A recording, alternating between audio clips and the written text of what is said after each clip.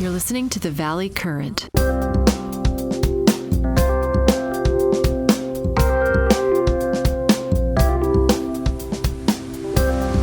Imagine you're like watching a high-stakes corporate thriller, where the future of artificial intelligence is quite literally on trial. Yeah, it's intense. Right. You've got billions of dollars hanging in the balance, the smartest minds in Silicon Valley basically at each other's throats.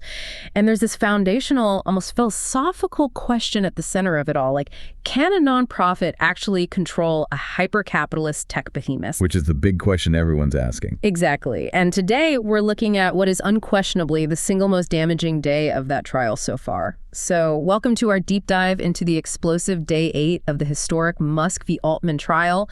For those of you keeping track of the calendar, we are talking about Thursday, May 7, 2026. It really is the climax of a corporate thriller. The sheer density of the drama, the strategic maneuvering on this specific day in court. I mean, it's really hard to overstate just how critical this moment is for the entire tech industry. Totally. And to guide you through this, we are pulling from an incredibly detailed, highly specialized source today. We are looking at a granular legal and strategic newsletter from Computer Law Group LLP. Right. Specifically, it's a trial update penned by Jack Russo. Now, this isn't your standard evening news recap. This is an insider's look. It breaks down the courtroom strategies, the exact wording of witness testimonies, and most importantly, the deeply complex legal doctrines that are clashing in this courtroom. Yeah, it's dense material. It is. It's technical, but it is incredibly revealing once you get under the hood. And that density is exactly why we need to pull this apart for you. Because our mission today isn't just to, give you a chronological play-by-play of who sat on the witness stand and what they said. Right. Anyone can read a transcript. Exactly. The true value of Russo's trial update is that it exposes the massive structural asymmetry of this entire legal battle. Yeah. We are going to unpack a collision. On one side, you have a deeply emotional, incredibly damaging narrative built by the plaintiff. Basically, a wall of witnesses pointed to a profound breach of trust. Okay, let's unpack this. And crashing headfirst into that narrative is the defendant's rigid, cold mathematical shield. The statute of limitations. Right, the statute of limitations. It is the ultimate showdown between raw human emotion and just, the unforgiving math of the law. And the outcome of this collision isn't just going to decide a lawsuit between two very wealthy men. It has massive structural implications for the governance of artificial intelligence moving forward. Oh, absolutely. It threatens pending billion-dollar IPOs. And it fundamentally challenges the very concept of corporate accountability when a nonprofit organization tries to, wear a bespoke commercial suit. We have to understand the underlying mechanics of what happened on day 8 to see where the future of this technology is heading. Precisely. To really grasp the gravity of this day, you have to understand the atmosphere in that courtroom. We are 8 days into this trial. The defense, frankly, is on their heels. Oh, yeah. Sam Altman, the CEO at the center of all this, hasn't even taken the stand yet. He's sitting there while a devastating narrative is built, brick by former insiders who used to sit at his right hand. Which has to be so uncomfortable. You can imagine the tension. The plaintiff's legal team has constructed what the source material brilliantly calls an undisputed witness wall. The witness wall. I love that phrasing because it implies a fortification. They haven't just brought in, one disgruntled mid-level engineer who felt passed over for a promotion. They've stacked 4 high-level key insider testimonies back to back. Yeah. They are creating a massive, impenetrable barrier of third-party credibility. And there's a structural reason why this wall is so strong, which Russo points out. These are former insiders. They hold 0 current equity in OpenAI. And that detail is the linchpin of their credibility. In any corporate litigation, the very first thing an opposing lawyer looks for on cross-examination is financial bias. Right. Follow the money. Always. If you bring in a current executive to testify, the defense attorney is instantly going to paint a picture of financial self-interest. They will say, "Sir, aren't you currently holding options that will be worth hundreds of millions of dollars if this upcoming IPO goes smoothly? Of course you're spinning a narrative that protects the company." Because it's in their best interest. Exactly. But these 4 witnesses, They are completely insulated from that attack. They have no financial skin in the game anymore. They are effectively bulletproof on the issue of financial bias, which allows the jury to focus entirely on the substance of what they are saying. Right. They are speaking from a place of historical observation, not future financial projection. So let's look at the first brick in this wall. The update details the video deposition of Helen Toner, a former director on the board. Now, a video deposition means she isn't live in the courtroom. This was recorded under oath months ago and played for the jury. And her testimony drags everyone right back to the famous leadership crisis of November 2023. You know, that chaotic weekend where Sam Altman was briefly ousted. And what's critical here isn't just the rehash of old drama, but the specific operational details she provided under oath. Toner's testimony tackled the highly sensitive internal board discussions regarding a potential merger with Anthropic. Anthropic. Yeah. And for context, for you listening, Anthropic is OpenAI's most formidable rival in the foundational model space. According to Toner's testimony, there was a plan discussed internally that would have essentially merged the two entities and installed Dario Amodei, The head of Anthropic, as the head of the combined organization. which is just staggering to think about from a corporate strategy perspective. You have the board of the leading AI company in the world seriously discussing handing the keys over to the CEO of their biggest competitor. It shows you exactly how fractured the internal trust had become. It really does. And Toner's testimony does something else mechanically important for the plaintiff's case. It creates a direct conflict in the evidentiary record. Yes, she used her time under oath to publicly dispute a characterization made by Ilya Sutskever. Sutskever is another foundational figure whose October 2025 deposition was heavily referenced in the trial. Right. According to the record, Sutskever had claimed that Toner was the most supportive advocate for that Anthropic merger. Toner directly pushed back on that narrative in her deposition. So if I'm sitting on the jury, I'm seeing internal board members fundamentally disagreeing on who is driving a merger with a rival. It paints a picture of absolute operational chaos. Oh, absolutely. And her presence on that screen doesn't just stand alone. It's a foundational layer. It connects perfectly with the testimony the jury heard on day 7 from Mira Murati. The source highlights a moment where Murati was asked point blank if Altman was truthful to her regarding the Deployment Safety Board. Her answer was a flat, one-syllable no. You have to appreciate the rhetorical power of that. In a trial filled with complex technological jargon and convoluted corporate structures, a flat, unequivocal no from a top executive regarding the CEO's truthfulness is an anchor. It really is. It sets a baseline for the jury. And once that baseline is set, the plaintiff's team brings in the next witness to build on it. Tasha McCauley. She's another former director, also testifying via video deposition. And this is where the language shifts from internal disagreement to outright corporate malfeasance. Macaulay's testimony is where the polite corporate veneer completely evaporates. Like, she didn't mince words. Under oath, she testified that Altman presided over a culture of lying and culture of deceit. Wow. Yeah. She explicitly stated that his management actions caused profound chaos and crisis within the organization. You do not use the phrase culture of lying and deceit in a federal courtroom lightly. You really don't. And more importantly, the plaintiff's lawyers know that broad characterizations aren't enough. You need specific instances to back up the rhetoric. McCauley provided a very specific operational allegation. She claimed that Altman explicitly lied to the board of directors regarding the launch of the GPT-4 model in India. Okay, let's break down the mechanics of that specific lie, because it's not just a minor miscommunication. The allegation is that Altman told the board that the company's legal department had cleared the model for internal safety review before that India launch, essentially bypassing the deployment safety board. Why is that specific bypass so critical? Well, it comes down to the fundamental difference between legal risk and existential safety risk. A legal department's job is to ensure a product launch doesn't violate local tech regulations, privacy laws, or IP statutes in India. That is a standard corporate function. Right, standard lawyer stuff. Right. But a deployment safety board in an AI company, especially one governed by a capped profit structure with a charter focused on humanity, is looking at entirely different metrics. They're looking at jailbreaks, harmful outputs, and long-term alignment. The scary stuff. Exactly. By allegedly telling the board that legal cleared it for safety review, Altman was, according to Macaulay, conflating those two distinct functions to push a global rollout through without the mandated oversight. So he's basically taking a regulatory compliance stamp and presenting it to the board as an existential safety stamp in order to capture market share in India quickly. And she backed this up with documentation. The update mentions she referenced an email from Ilya Sutskever. And this wasn't just a quick note of concern. She testified that this email cataloged dozens of pages of examples of Altman's lies or chaotic behavior. Dozens of pages of documented internal examples from a co-founder. The evidentiary weight of that is crushing.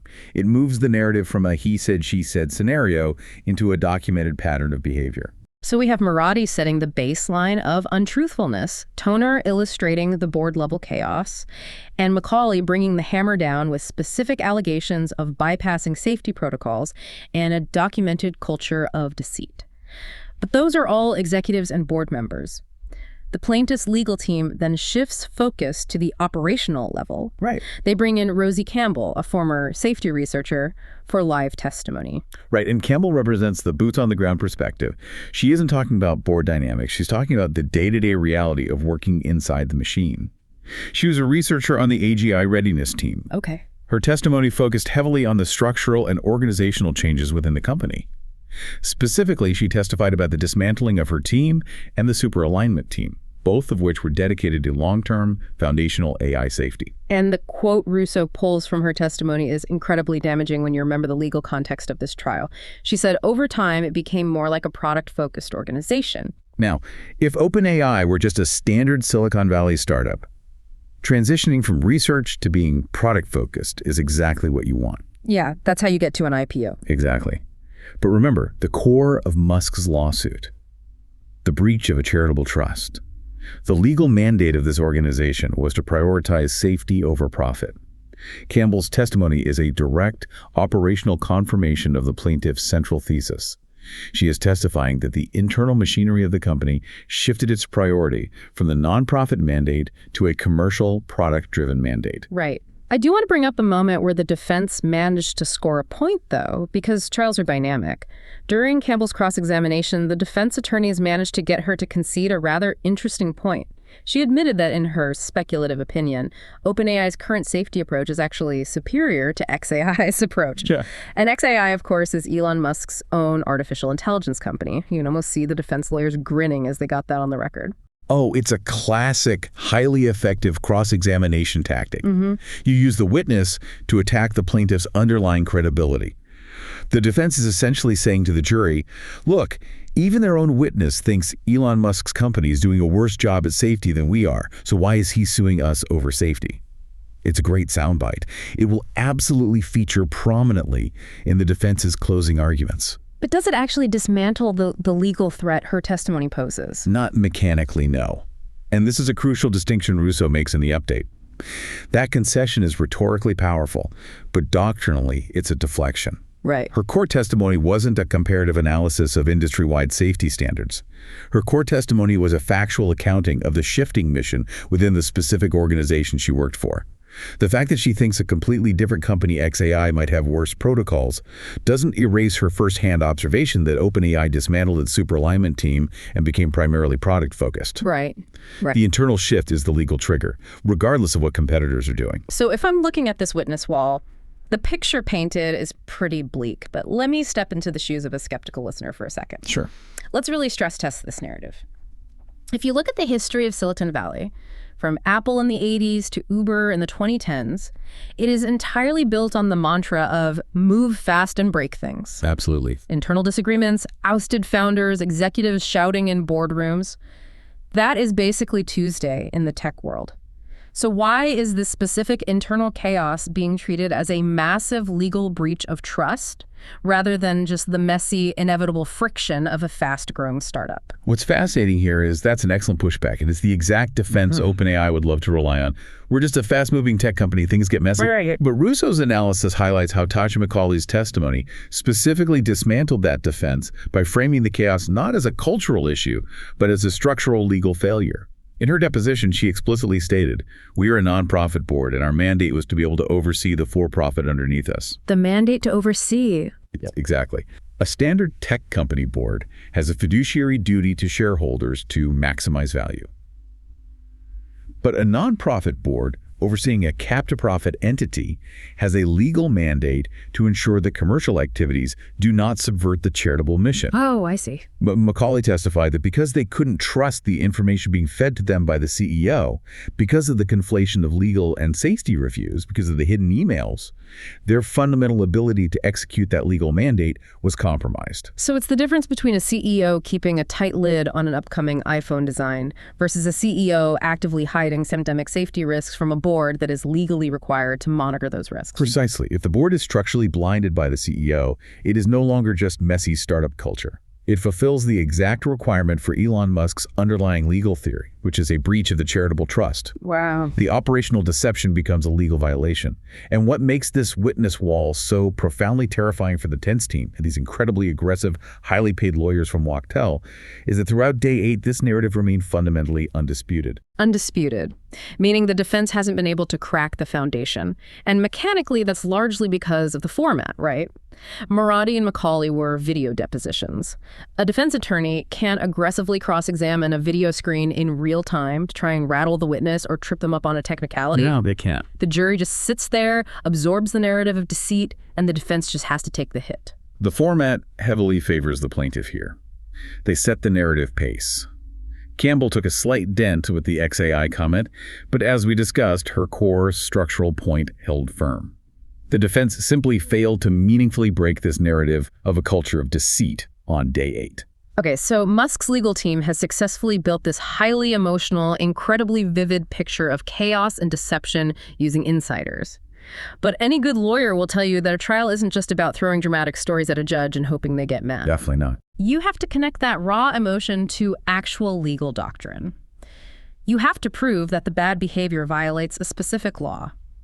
And that mechanical transition brings us to the next massive strategic move by the plaintiff. In Russo's update, he refers to this dynamic as the expensive translator. It is a brilliantly apt title for what happens next. This is the moment the plaintiff's team brings in David Scheiser. Scheiser is a heavyweight. He is the Dean Emeritus and a professor of law and economics at Columbia Law School. Oh, wow. Yeah. He isn't an AI researcher. He was brought in to testify live as Elon Musk's paid expert, specifically on the subject of nonprofit governance. And when we say paid expert, we need to contextualize the sheer volume of capital being deployed in this litigation. While Russo notes that Scheiser's specific hourly rate wasn't disclosed in this particular trial update, he provides the context of another expert witness for Musk who testified earlier in the trial, Stuart Russell, a renowned AI expert from Berkeley. Russell billed at $5,000 an hour, $5,000 for every 60 minutes he spent on the case. It establishes that the financial resources backing this lawsuit are practically infinite. It does. But from a strategic standpoint, it forces you to ask, why do you pay a legal scholar that kind of astronomical fee? It certainly isn't to introduce new factual evidence. Right. Scheiser wasn't in the boardroom when the GPT-4 India launch was being debated. He has no personal knowledge of Sam Altman's daily management style. His function in that courtroom is entirely different. His function is translation. So he acts as a bridge. He takes the Silicon Valley operational speak, the talk of models, deployment boards, and agile product teams, and translates it into the rigid language of the law. Exactly. He takes the messy, highly emotional, highly specific insider testimony from Toner, Macaulay, and Campbell, and he processes it. He runs it through his expertise and outputs clean, sterile, nonprofit governance legal doctrine. It's like putting raw data through an algorithm. Yes. His entire purpose is to provide the judge with what Russo eloquently calls a verdict-shaped vocabulary. A verdict-shaped vocabulary. I love that. Because a federal judge can't just issue a legal ruling that says, we find that the CEO was super sketchy and the vibes were bad. They need precise legal hooks to hang the judgment on. Precisely. The judge needs a doctrinal foundation to rule that a breach of trust occurred. So the mechanics of how this works in the courtroom are fascinating. The plaintiff's lawyer, Stephen Mollo, stands up and takes Caesar through a sequence of carefully constructed hypotheticals. Okay, hypotheticals. Mallo essentially takes the specific factual testimony we just discussed, like the bypassing of the deployment safety board, strips the names out, frames it as a hypothetical scenario, and asks Caesar, Professor, is this specific sequence of conduct consistent with established nonprofit custom and practice? Oh, I see. And Caesar, sitting there with all the gravitas of a Columbia law dean, simply says no, it is not consistent. Right. He testified that a CEO withholding material information from a governing board is a big problem under nonprofit law. And regarding the specific hypothetical mirroring the GPT-4 India launch, he stated that if an organization's foundational mission prioritizes safety above all else, then taking safety rules seriously needs to happen. Needs to happen. Yeah. He takes the operational drama and surgically transforms it into a doctrinal violation of corporate governance. It's a devastating 1-2 punch. The insiders provide the bloody weapon, and the expert provides the statute that makes holding the weapon illegal. That's a great way to put it. Here's where it gets really interesting, though. So put yourself at the defense table. You are OpenAI's legal team. You have the dean of Columbia Law sitting on the stand, systematically validating the plaintiff's legal theory, speaking purely on doctrine. How do you possibly cross-examine that? You can't attack his knowledge of AI safety because he readily admits he isn't an AI scientist. So what is the angle of attack? The defense team opted for a highly aggressive, very clever pivot. They didn't attack his knowledge of the law. They attacked the very institution he represents. They put Columbia University on trial. Oh, wow. The defense's strategy was to point out the perceived hypocrisy of a university dean lecturing them on nonprofit purity when his own institution generates massive, multi-billion-dollar commercial revenues. The financial breakdown Russo provides on this is fascinating. The defense points out that Columbia University pulls in about $1.78 billion annually in patient care revenue from its medical operations. They bring in $1.6 billion in net tuition revenue. And they're sitting on a staggering $15.9 billion endowment. Right, it's a massive operation. So the defense lawyer is standing in front of the jury, pointing at Scheiser and essentially saying, look at this guy. He's descending from an ivory tower that operates like a massive corporate conglomerate pulling in billions. Generating massive revenue doesn't disqualify you from being a charity because even his charity makes billions. It's a brilliant look-in-the-mirror defense strategy. From a theatrical standpoint, it is incredibly effective. It makes the expert look slightly hypocritical, and it muddies the waters for the jury. But Russo is very careful to clarify the massive doctrinal difference that this cross-examination tactic deliberately attempts to obscure. That is what? The legal question at the very heart of Musk's charitable trust claim is not whether nonprofits are legally permitted to run commercial operations. Right, because legally they absolutely can. We see it every day. Hospitals charge for surgeries, universities charge tuition, museums run massive gift shops. Generating commercial revenue is a standard part of the modern nonprofit ecosystem. Exactly. The law explicitly allows it. The actual nuanced legal question in this trial is whether OpenAI's commercial operations subordinated their nonprofit mission. Subordinated. Yes. It is a question of priority, control, and destination of capital. Yes, Columbia University makes billions from patient care and tuition, but functionally, by law, they must use those billions to further their core educational and research mission. The capital serves the mission. So the defense is trying to say, we both make money, so we are the same. But Musk's entire argument is that at OpenAI, the mission started serving the capital. Right. The pursuit of a massive IPO and commercial dominance eclipsed and ultimately overrode the original safety-focused nonprofit mandate. Precisely. So while the defense's attack on Columbia's massive endowment makes for great courtroom theater and might score points with an advisory jury, it doesn't actually dent Scheiser's core doctrinal testimony. Legally, a nonprofit can be rich, but its CEO still cannot lie to its board to bypass safety protocols in pursuit of product launches. The structural violation remains intact. Exactly. Okay, let's pause and assess the battlefield here. If you are just looking at the evidence presented by the plaintiff, this undisputed wall of highly credible former insiders, and this incredibly expensive, unshakable expert translating their stories into clean legal doctrine, you might reasonably conclude that OpenAI is completely cooked. It definitely looks bad for them. It looks like a landslide victory for Elon Musk. But this is where the entire mechanical dynamic of the trial violently flips on its head. This is where we move away from the emotional narrative and introduce the defense's ultimate unyielding shield. Let's talk about the unforgiving clock. The statute of limitations. Yeah. If the witness testimony is the beating, emotional heart of this trial, the statute of limitations is the cold, hard math that threatens to stop that heart instantly. It is the ultimate doctrinal trump card. And what's fascinating is that this entire defense strategy rests on something Elon Musk did to himself. Right. The foundational block of this defense is an admission Musk made in a deposition taken all the way back in 2017 for a completely unrelated matter.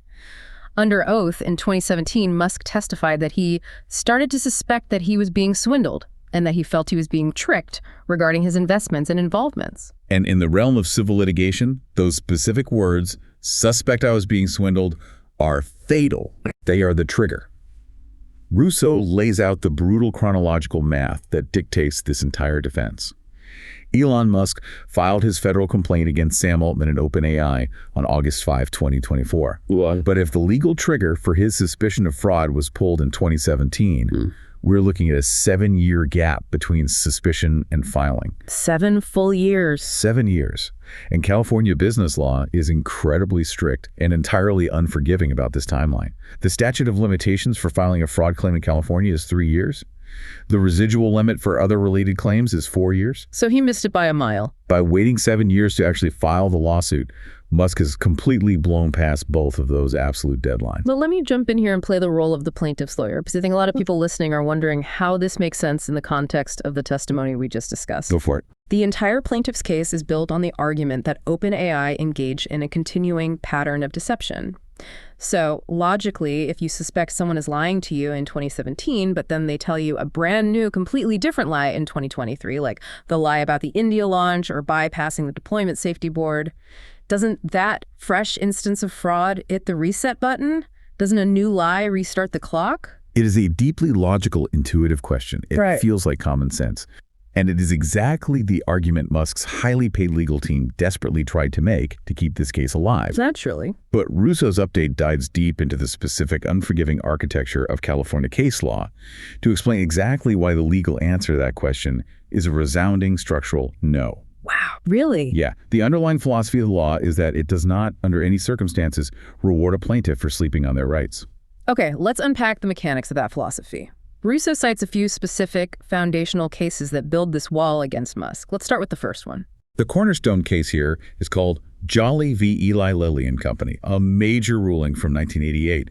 The functional ruling in that case established a very clear precedent. So long as a suspicion exists, the plaintiff must go find the facts. She cannot wait for the facts to find her. Cannot wait for the facts to find her. That is a brutal standard. It's a proactive burden. What it means mechanically is that the moment Musk stated in 2017 that he suspected he was being swindled, the legal burden shifted entirely and permanently onto his shoulders to investigate that suspicion. He had to do the digging. He had 3 years to hire lawyers, demand documents, and file a discovery motion. He could not legally just sit back, watch the company operate for another half-decade, wait for more egregious evidence like Tasha McCauley's testimony to fall into his lap, and then sue 7 years later. The law demands immediate action upon suspicion. Yes. Okay, but what if the defendant is actively running interference? What if, hypothetically, Altman and the company were deliberately hiding their actions, shredding documents, or actively concealing the fraud? Doesn't that buy the plaintiff more time? That brings us to the second massive hurdle, cited by Russo. The case of Snap v. Robertson. Okay. The ruling in Snap explicitly holds that the concept of fraudulent concealment by a defendant simply does not matter if the plaintiff is already on notice of a potential claim. Wait, really? Even if they are actively hiding the crime? Yes. Mechanically, if you already suspect fraud, the fact that the defendant is trying to hide the details of the fraud doesn't hit the pause button on your statute of limitations clock. That seems crazy. It sounds harsh, but you still have a legal obligation to file the lawsuit and use the court's subpoena power to uncover what they are hiding within that 3-year window. You cannot use their concealment as an excuse for your own delay in filing. That is wild. Okay, so even if Altman was actively hiding things, Musk still had to sue by 2020 or 2021 at the latest? But let me try one more angle. What if the defendant actively reassures you? What if they realize you are suspicious and they come to you and say, no, Elon, you're not being swindled. Look, we just created a brand new super alignment team. We have a deployment safety board. Everything is fine. If they successfully pacify you with false reassurances, surely that pauses the clock. And that specific scenario is exactly where the legal trap snaps entirely shut on the plaintiff. Oh, boy. Russo cites a third foundational case, Mangini. The Mangini ruling addresses exactly this dynamic. It states that a defendant's evasiveness or their provision of false reassurances actually gives the plaintiff further reason for suspicion. Oh, wow. It's a brilliant piece of legal logic. In the eyes of the court, Altman's alleged reassurances didn't hit the pause button on the statute of limitations clock. Doctrinally, they actually accelerated the urgency for Musk to investigate. So the law is essentially saying you went on the record stating you thought he was a liar in 2017. If he told you something reassuring in 2018, your baseline assumption should have been that the reassurance was probably a lie too. Therefore, you still should have sued him immediately. The law offers zero grace period for trusting someone you already said you didn't trust. Precisely. The continuous accrual theory, the idea that new lies create new timelines, was explicitly rejected in this context. And we know definitively that this mathematical reality is fatal to Musk's case because Russo reveals the contents of pretrial order number 4. Right, the order from the judge. Judge Gonzalez-Rogers, the judge presiding over this entire spectacle, explicitly signaled her intentions in writing before the trial even began in earnest. The order states very clearly that if the jury determines Musk missed the statute of limitations deadline based on that 2017 admission, it is highly likely that the judge will step in and direct the verdict in favor of the defendants. A directed verdict. Game over. The defense's mathematical shield holds against the emotional assault. But this creates a massive glaring paradox that we have to talk about. Okay. If the law is so incredibly clear, if the math is so undeniable, and if the judge has already basically said she will throw the case out if the clock ran out, why are we even here? That is the million-dollar question. Right. Why is the court allowing an 8-day, multi-million-dollar trial full of highly dramatic, deeply damaging witness testimony to proceed? Why not just dismiss it on day one? And that structural tension brings us to the most fascinating dynamic in the courtroom right now, the courtroom collision. This is where we watch jury emotion actively warring with judicial doctrine. To truly understand the mechanics of this collision, you have to understand the deeply unusual hybrid setup of this specific trial. We aren't just looking at a standard jury trial where 12 citizens decide the ultimate fate of the parties. Okay. Nor are we looking at a standard bench trial where a judge sits alone, hears the evidence, and issues a ruling. We have a highly complex blend of both. Explain the plumbing of that for us. How does this hybrid system actually work in the room? In the courtroom, you have what is called a Rule 39C advisory jury sitting in the box. They are listening to every witness, absorbing every piece of evidence. But they're advisory. Exactly. Sitting alongside them, presiding over the courtroom, is a Rule 52A1 Judge Gonzalez-Rogers. The critical distinction here is the nature of the lawsuit, because the core claims in Musk's case involve equity, specifically the breach of a charitable trust, which is a matter of fairness and structural integrity rather than just a simple breach of a commercial contract. The judge acts as the ultimate actual fact finder. So what is the point of the jury? They're exactly what their title implies. Yeah. Advisory. Their job is to listen to the case and provide an advisory verdict. They give the judge their formal opinion on who was right and who was wrong. But the judge possesses the absolute, unquestionable legal authority to completely ignore that jury's opinion and rule however she interprets the strict application of the law. Which sets up this incredibly volatile, terrifying scenario for the defense team that Russo calls the punishment hypothesis. Yes. I want you to put yourself in the shoes of one of those advisory jurors. You are a regular citizen. You've been pulled out of your life to sit in this box for 8 days. You have listened to dense, highly credible SEC insider-level testimony. Day after day. Day after day. You have watched smart, wealthy, former executives testify under oath about a culture of deceit, about absolute chaos, about flat-out lies being told to a governing board of directors regarding the safety of a globally deployed AI model. As a human being, you are probably thoroughly disgusted by the defendant's behavior. Exactly. The human element, the desire for justice and accountability, takes over. The punishment hypothesis suggests a very real psychological outcome. This advisory jury, thoroughly repulsed by the factual narrative of deceit they've heard over 8 days, might look at that cold mathematical statute of limitations instruction from the judge and simply decide to rebel against it. Wow. They might collectively decide to ignore the 2017 timeline entirely and return a verdict in favor of the plaintiff, purely to punish the defendant for what they view as egregious corporate malfeasance. So the jury essentially says, we don't care if he filed the paperwork late. We don't care about the 1988 Jolly precedent.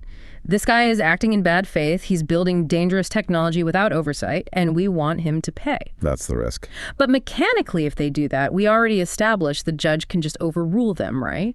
She stated in pretrial order number 4 that she would direct the verdict. So the defense is safe. Mechanically, yes, she has the legal right to do so. But you have to analyze the immense political and perceptual cost of that judicial action. It is one thing for a judge to dismiss a case on a dry, procedural technicality in a closed chamber before a trial ever begins. Right, nobody reads about that. The public rarely notices. It is an entirely different, incredibly scrutinized, highly public move to sit on the bench for 8 days, allow a mountain of completely uncontested testimony regarding dishonesty and bypass safety protocols into the public record. Watch a jury of citizens return a verdict saying, this company is liable for a breach of trust. And then slam your gavel down and say, actually, no, I am vacating the jury's verdict and declaring the defendant the winner because of a 7-year-old filing deadline. Oh, man. That puts Judge Gonzalez-Rogers in an agonizing position.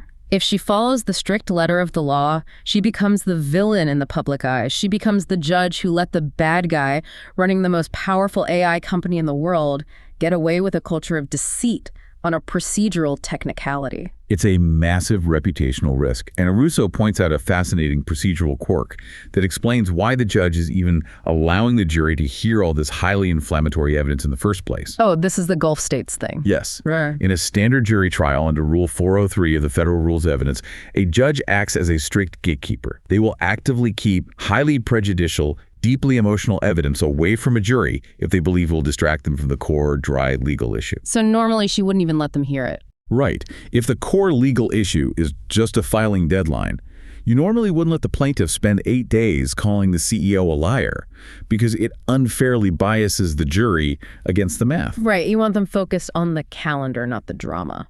But because this is technically an equitable claim where the judge is the ultimate fact finder, she is operating under a different precedent called the Gulf States Framework. And what does that do?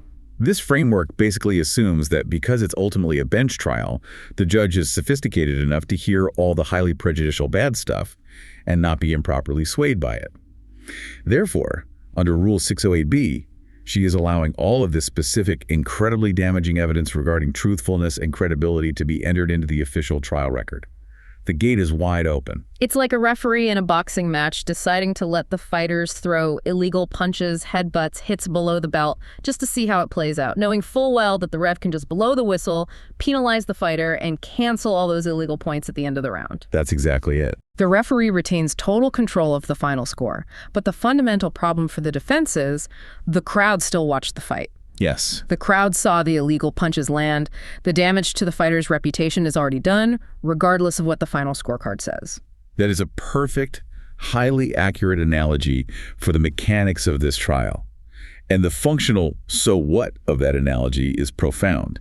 Even if Judge Gonzalez-Rogers ultimately throws out the jury's emotional verdict. Which she probably will. Right. Even if OpenAI technically wins the trial on the statute of limitations math and walks out of that courtroom victorious on paper, the record survives. The official sworn transcript of those 8 days of devastating testimony exists forever. It is public, it is searchable, and it is permanent. Which provides the perfect logical transition into the next massive problem for OpenAI, which Russo outlines in his update.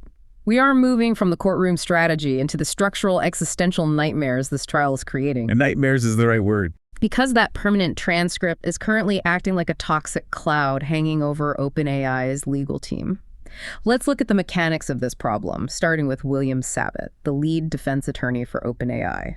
Savitt is a highly respected corporate litigator. But according to Russo's analysis, Savitt's own opening statement has become a compounding structural problem for his defense strategy. What did he say? During his opening remarks on day one, Savitt stood before the jury and confidently claimed that the nonprofit board of OpenAI remains in control. just as it had since it was formed. Which is a standard, confident defense posture on day one. You tell the jury everything is fine and the structure works, but then the trial actually happens. Day 2, day 3, day 4. Right. For 8 consecutive days, the jury has sat there and listened to former insiders testify under oath that the board was, in operational reality, the absolute last to know about anything of material importance. Well, the jury heard testimony that the board was bypassed on the public launch of ChatGPT. They were bypassed on the GPT-4 India deployment. They were bypassed on the massive structural Anthropic merger discussions. The sworn testimony directly and aggressively contradicts the core premise of the defense's opening statement. it makes the lead lawyer look like he was spinning a corporate fairy tale. The jury is looking at him thinking, you told us the board was in control, but your own former directors just spent a week telling us they were kept in the dark. It's a credibility killer. And functionally, it gets even worse for OpenAI's narrative because Russo brings up a completely separate legal precedent involving the same judge. Let's unpack the Ravine trademark case. How does a trademark dispute mechanically impact a breach of trust trial? It's a brilliant connection by Russo.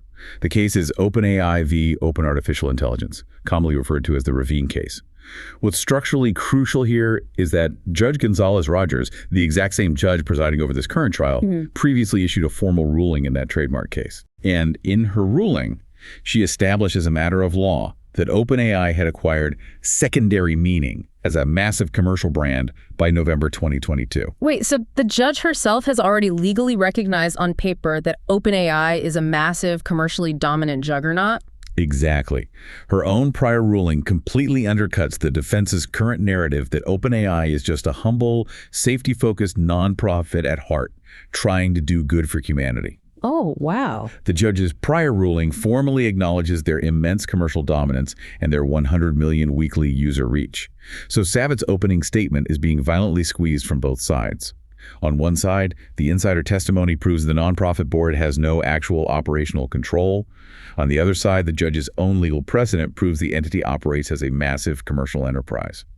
So what does this all mean? Let me push back again and look at the actual corporate mechanics because I want to make sure we are being totally fair to the defense. Please do. Technically, on paper, the nonprofit does still hold immense power, right? If you look at their corporate charter following the recent recapitalization, the OpenAI Foundation holds something like 26% equity, and crucially, they retain the special voting rights to appoint the governing board. That's correct. So when Savitt stands up and says the nonprofit remains in control, he isn't committing perjury. It's technically, structurally true on the corporate charter. If we connect this to the bigger picture, you are absolutely right on the strict corporate law mechanics. Technically defensible on paper. But as any litigator will tell you, a trial isn't just about reading the corporate charter. It's about the operational narrative presented to a jury. Right. The operational reality that has been meticulously, painfully presented by the plaintiff over 8 days is that the massive for-profit tail is violently wagging the tiny nonprofit dog. The paper charter says the board is in charge. The sworn testimony says the board is treated like a mushroom kept in the dark and fed nonsense by a CEO desperate to launch products. And how does a defense team mechanically fix a broken narrative? They have to present an alternative narrative. They have to bring their own witnesses to the stand, right?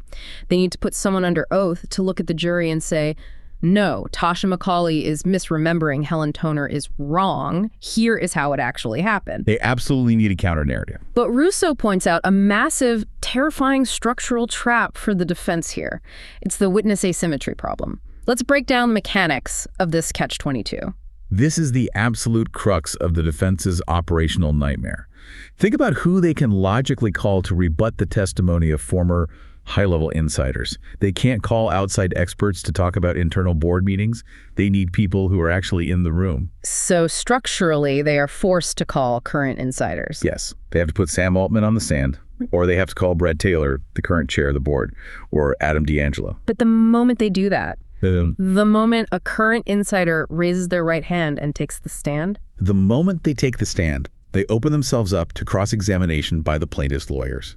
And what is the very first mechanically devastating question the plaintiff's lawyer is going to ask? Tell me.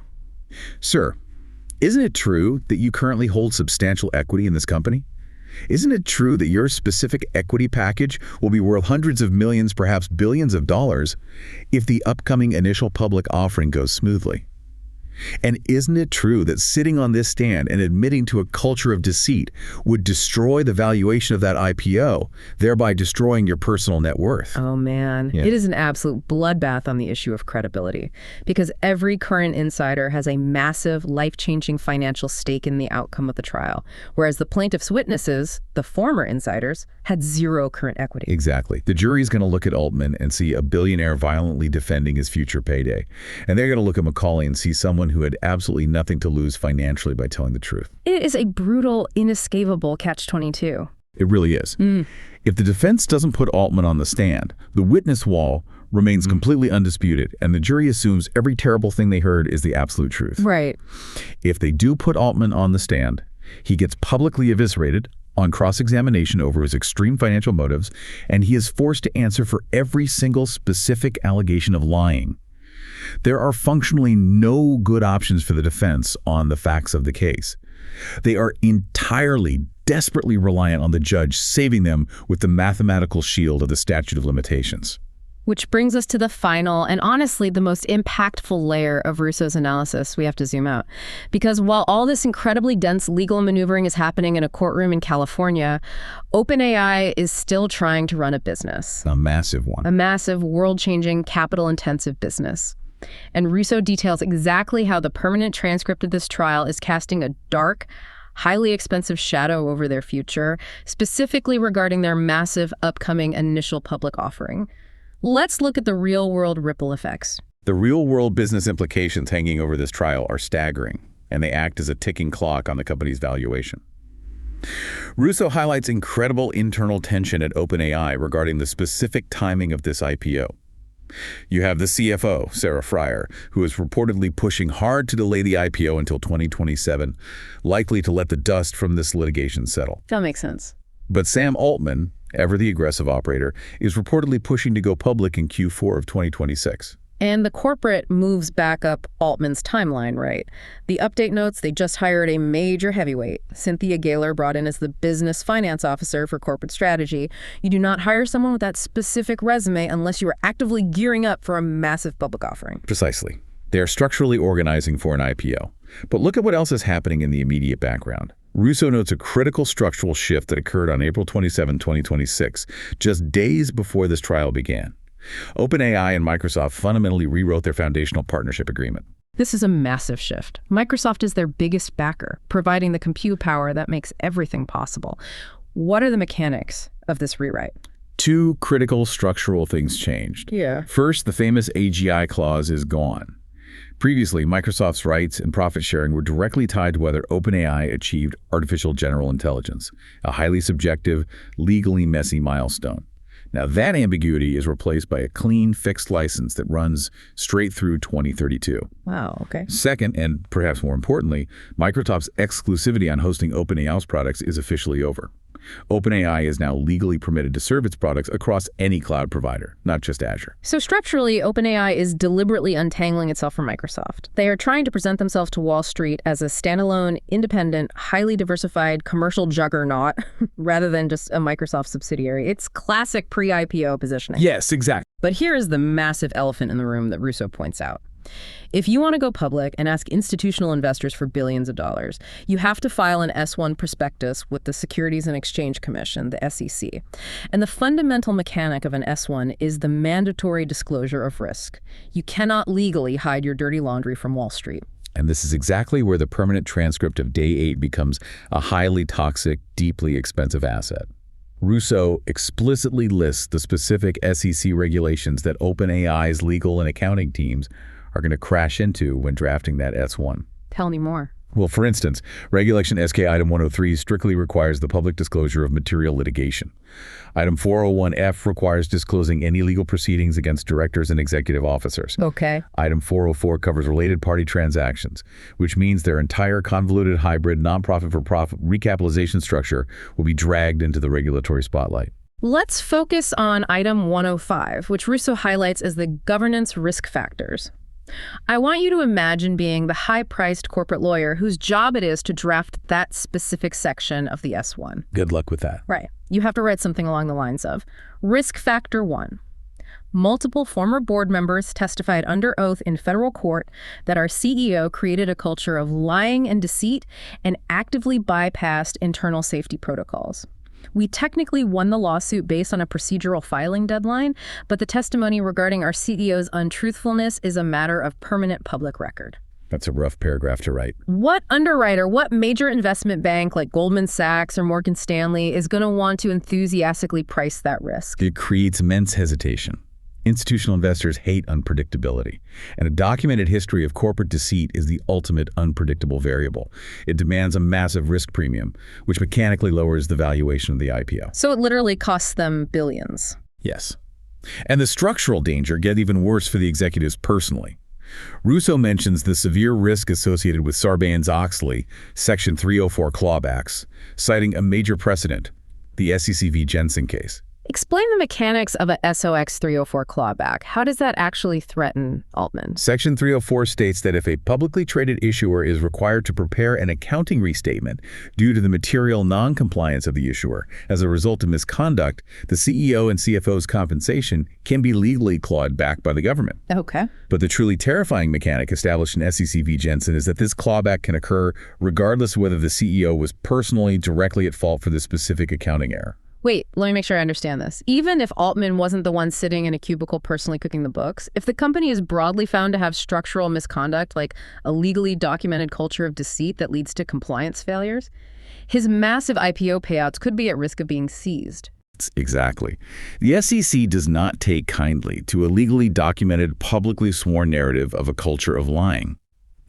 Even if OpenAI's lawyers successfully use the statute of limitations to win this specific trial against Musk, this undisputed transcript doesn't just vanish. It's stuck to them forever. It follows them directly into the SEC regulatory process, and it lands right on the desk of every major institutional investor on Wall Street. It's like surviving a horrific car crash because you were wearing a seatbelt, but having a high-definition video of you driving recklessly at 120 miles per hour sent directly to your insurance company. It's a great way to put it. You didn't die in the crash, but your premiums are going to bankrupt you. The survival is almost as expensive as the defeat. And speaking of expensive strategies, we cannot wrap up this deep dive without looking at Elon Musk's parallel multi-front war. Because he isn't just fighting OpenAI in the courtroom, he's actively fighting them in the server farms. This is the ultimate strategic maneuver that Russo details. While the lawyers are battling over non-profit doctrine in California, Musk executed a massive, highly aggressive business move parallel to the trial. Through his aerospace company SpaceX, Musk entered into a massive compute partnership with Anthropic, which, as we discussed earlier, is OpenAI's fiercest competitor. The exact same Anthropic that the OpenAI board almost merged with back in 2023. The sheer cyclical drama of this industry is incredible. It really is. And let's look at the mechanics of this deal, because this isn't a small symbolic partnership. Musk leased the full capacity of the Colossus One supercomputer directly to Anthropic. We are talking about 300 plus megawatts of dedicated power and over 220,000 top-tier NVIDIA GPUs.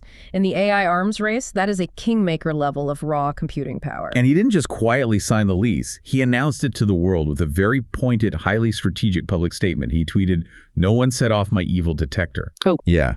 That is a direct public shot at OpenAI's leadership, contrasting them with Anthropic. Musk is demonstrating a multi-front siege strategy. He is proving that he doesn't just want to destroy OpenAI legally in court. He is willing to deploy his vast industrial resources to build up their biggest rival, to defeat them in the marketplace. He is showing the tech world, and more importantly Wall Street, that there is another highly viable, heavily armed option for the AI safety story. It's a brilliant, ruthless squeeze play. It's like suing the restaurant that gave you food poisoning, but instead of just sitting around for years waiting for the legal system to maybe hand you a payout, you use your massive wealth to build a 5-star, incredibly well-funded restaurant directly across the street. Exactly. And you start handing out free, better meals. You actively destroy their business model while their executive team is paralyzed and distracted by the litigation you started. And that strategic reality brings us to the ultimate profound realization about Jack Russo's entire analysis of Day 8. When you look at the mechanics of this multi-front war, you realize that the true victory for Elon Musk in this lawsuit might not actually be the final legal judgment. Judge Gonzalez-Rogers very well might slam her gavel down, look at the calendar, and rule that Musk waited too long, declaring OpenAI the legal victor. But the structural damage to OpenAI's future is already locked in. The damage is permanent and systemic. The creation of this immovable, highly public record, this undisputed wall of credible witnesses testifying under oath to corporate deceit, the deliberate bypassing of safety protocols, and profound board-level chaos severely and expensively complicates OpenAI's path to going public. It really does. Musk has successfully, brilliantly weaponized the discovery process of the American legal system to force OpenAI's darkest, most chaotic internal secrets into the blinding public light, right at the exact moment they need to ask Wall Street for billions of dollars. Weaponized litigation at its absolute finest. Okay, we have covered an immense amount of ground today, navigating some incredibly dense legal and financial mechanics. Let's do a quick structural recap to bring this massive picture together. We started on day 8 of the trial, watching the plaintiff build an undisputed wall of highly credible former insiders Toner, Macaulay, Campbell, Marotti, who collectively painted a vivid operational picture of a CEO who bypassed crucial safety protocols and actively deceived his governing board. We then watched an incredibly expensive expert witness translate that raw, emotional drama into a clean, doctrinal breach of charitable trust. But then we examined the defense's ultimate unyielding shield, which was the unforgiving math of California's statute of limitations. Because Musk admitted he suspected fraud way back in 2017, the mechanical application of the law, specifically precedents like Jolly and Mangini, dictates that he waited too long to sue, regardless of how aggressively the defendant may have lied or offered false reassurances later. Which set up that massive courtroom collision. A Rule 39C advisory jury that is likely furious and eager to punish the defendant, locked in a room with a Rule 52A1 judge who knows the cold, hard doctrine requires her to throw the case out despite the massive political cost. Right. And finally, we zoomed out to the real world, seeing how this permanent public transcript of deceit is creating a mechanical nightmare for OpenAI's SEC filings and their upcoming IPO, all while Elon Musk actively funds and powers their biggest competitor. It is a masterclass in the intersection of corporate warfare, high-stakes litigation, and advanced technology. But I want to leave you, the listener, with a broader philosophical thought that builds on all the structural mechanics we've dissected today. Alrighty. We spent this entire deep dive looking at the tactical failures, how a specific nonprofit board structure failed to contain the explosive growth of a multi-billion-dollar tech enterprise. We've looked at the lawsuits, the SEC risk factors, and the legal maneuvers. We've looked at the how of the failure. Exactly. But consider this question for your own exploration. If the most sophisticated, highly paid legal minds in the world and the most visionary, experienced tech founders in Silicon Valley collectively couldn't design a board structure that is immune to the incredible, overwhelming gravity of endless capital, Right. is the very concept of a capped profit or a non-profit-controlled tech behemoth fundamentally mechanically impossible. Wow. Are we as a society attempting to engineer an illusion? Are we trying to build a structure that defies the basic laws of corporate physics, expecting a nonprofit to control an entity that requires billions of dollars just to keep the servers running? Like, are we trying to put a lion on a vegan diet and acting surprised when it eats the zookeeper?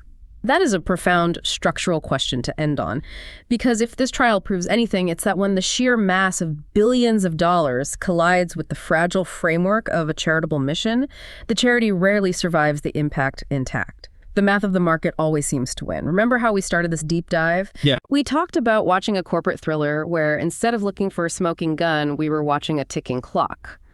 Well, the unforgiving clock on the statute of limitations might very well save OpenAI from a legal judgment in that courtroom. But the smoking gun of that permanent, undisputed witness testimony is going to linger in the air of Silicon Valley and on the desks of Wall Street underwriters for a very, very long time. Keep questioning the facts, look closely at the underlying mechanics of who holds the equity, and we'll see you on the next deep dive. Tune in next time on The Valley Current.